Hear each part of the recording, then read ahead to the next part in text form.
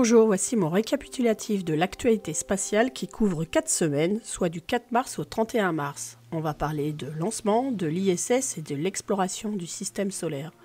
Allez, décollage. Samedi 9 mars, une longue marche 3B a décollé avec un satellite de communication ChinaSat 6. C'était le 300e lancement d'une fusée longue marche, toutes versions confondues. Le premier lancement d'une longue marche a eu lieu le 24 avril 1970. Depuis, tout s'est accéléré. Les 100 premiers lancements ont eu lieu en 37 ans, mais les 100 derniers ont eu lieu en 4 ans. Selon les sources officielles, le taux de fiabilité est de 96%. Pour plus de statistiques, rendez-vous dans l'article sur le blog, dont le lien est dans la description. La mission du vaisseau habitable Crew Dragon Demo 1 s'est terminée le vendredi 8 mars avec le retour de la capsule au large des côtes de Floride. Le vaisseau n'est resté amarré à l'ISS que pendant 5 jours. Avant son désamarrage automatique, l'équipage de l'ISS avait placé environ 148 kg de matériel, dont notamment des résultats d'expériences scientifiques en microgravité pour être analysés sur Terre. Comme prévu, environ 5 heures après son départ de l'ISS, le vaisseau s'est séparé de sa partie arrière qui supportait notamment les panneaux solaires, puis l'allumage des moteurs de la capsule ont permis sa désorbitation. Après la phase de rentrée atmosphérique, 2 premiers parachutes ont permis de stabiliser le vaisseau. Puis le Crew Dragon a déployé 4 parachutes principaux pour finir de le ralentir moins de 5 minutes avant l'amérissage. Cette capsule va être réutilisée pour un test d'éjection en vol ou In-Flight Abort Test prévu en juin, étape indispensable pour la NASA pour autoriser un vol avec équipage. À suivre!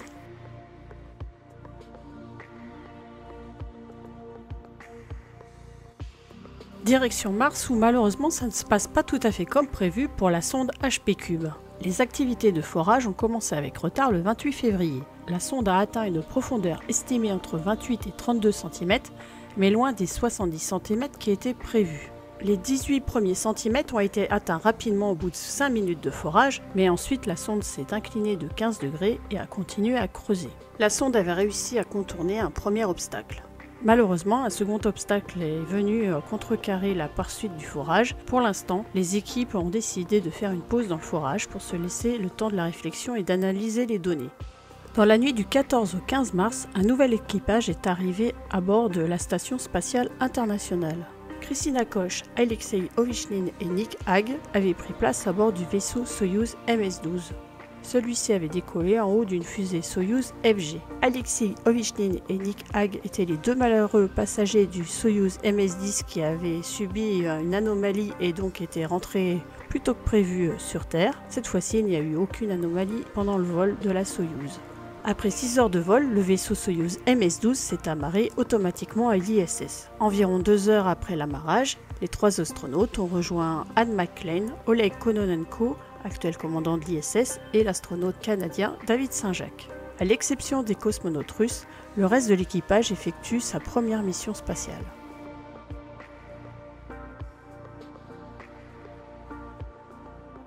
Dans la nuit du vendredi 15 au samedi 16 mars, une fusée américaine Delta IV a décollé avec à son bord le satellite de communication militaire WGS-10.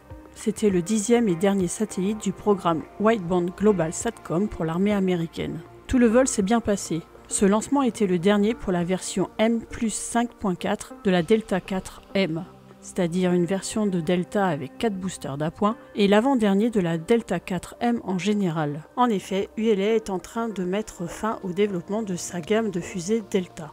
À l'exception de la Delta IV Heavy, tous les lanceurs de la gamme Delta IV et aussi de la gamme Atlas d'ULA devraient petit à petit disparaître au profit de la gamme Vulcan.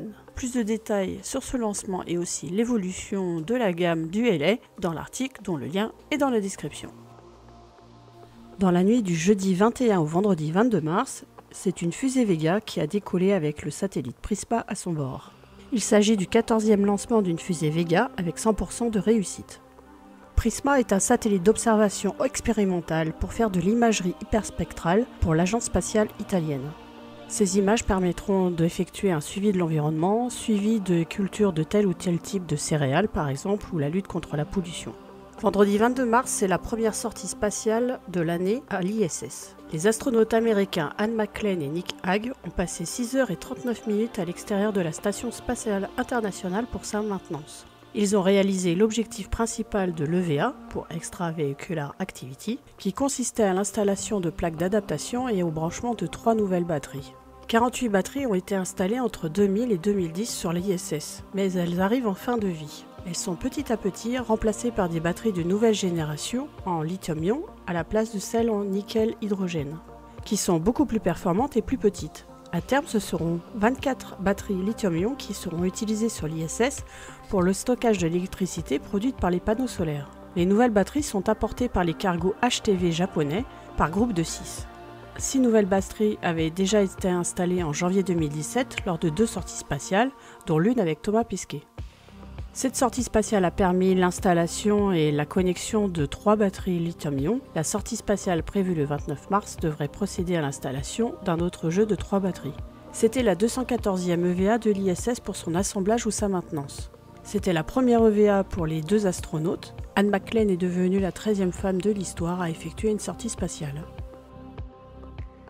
Mercredi 27 mars, le Premier ministre indien a annoncé que lors d'un exercice, un missile balistique a abattu un satellite en orbite basse. Le satellite cible était le satellite Microsat-R, un satellite d'observation développé par l'ISRO pour la défense indienne et lancé par une PSLV en janvier dernier. Le satellite cible était en orbite basse à moins de 300 km. Tout laisse à penser maintenant que ce satellite avait été mis en orbite dans le but de ce test. Plus de 6500 débris spatiaux ont été générés lors de cette destruction de satellites, dont 250 sont actuellement traqués. En raison de la faible altitude du satellite, les débris ne devraient subsister que quelques semaines maximum. L'Inde est devenue malheureusement la 4e nation à effectuer un test antimissile, ou ASAT, derrière les États-Unis, la Russie et dernièrement la Chine. La Chine a effectué son test en 2007.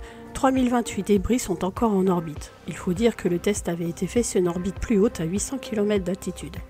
Avec ce test, l'Inde n'aurait pas violé le principe d'utilisation de l'espace à des fins pacifiques, principe voté en 1967. Plus de détails dans l'article dont le lien est dans la description. Mercredi 27 mars, l'entreprise privée chinoise OneSpace a tenté de réaliser le premier tir orbital de sa fusée OSM M1 depuis le Jiuquan Space Center. Malheureusement, le lancement s'est soldé par un échec.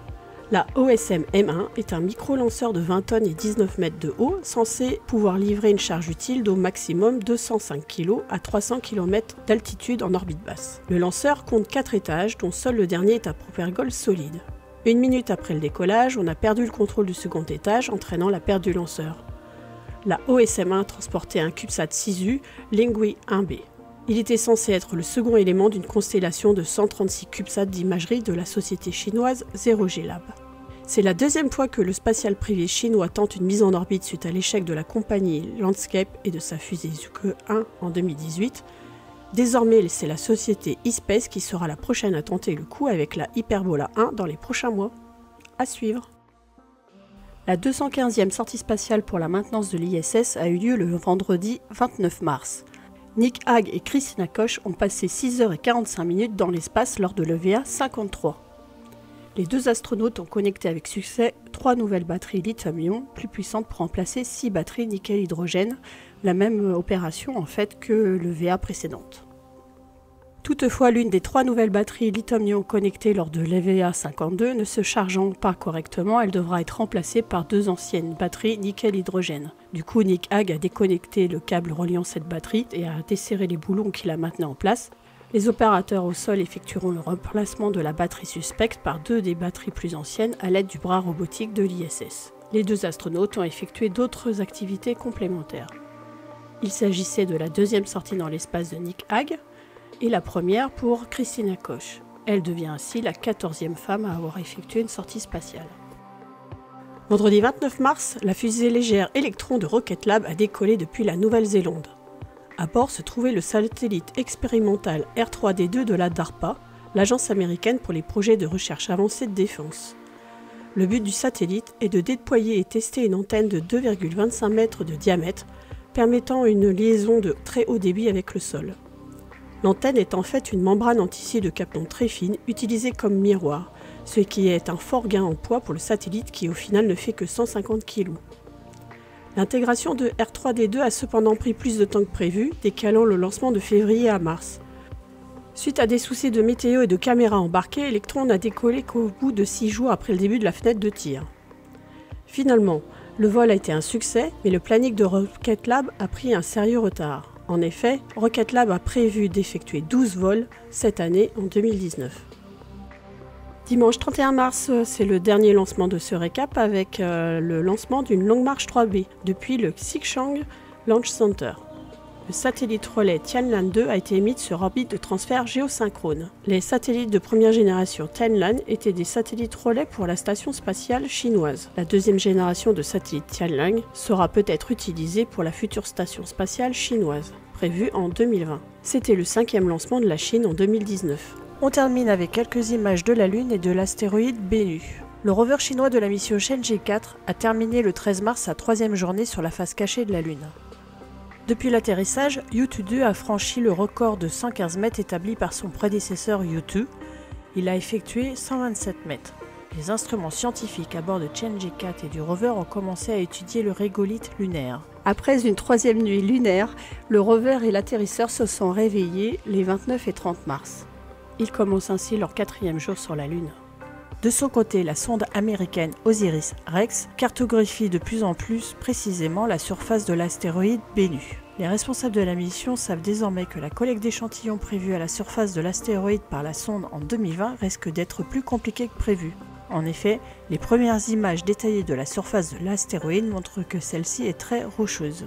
Autre surprise découverte par la sonde, l'astéroïde émet des panaches de particules dans l'espace. L'équipe scientifique continue d'analyser ces panaches de particules et leurs causes possibles. Pour rappel, OSIRIS-REx devrait ramener sur Terre des échantillons collectés à la surface de l'astéroïde d'ici 2023. Les astéroïdes, considérés comme les vestiges de la formation du système solaire, on pense en apprendre davantage sur sa formation et celle des planètes dont notre Terre. Voilà, c'est fini pour 4 semaines de résumé de l'actualité spatiale. J'ai enregistré cette vidéo en plusieurs fois, donc ma voix n'est pas toujours de la même qualité. J'espère que ça vous a plu quand même. N'hésitez pas à mettre des pouces levés et des commentaires. Et je vous dis à bientôt et surtout, continuez de rêver.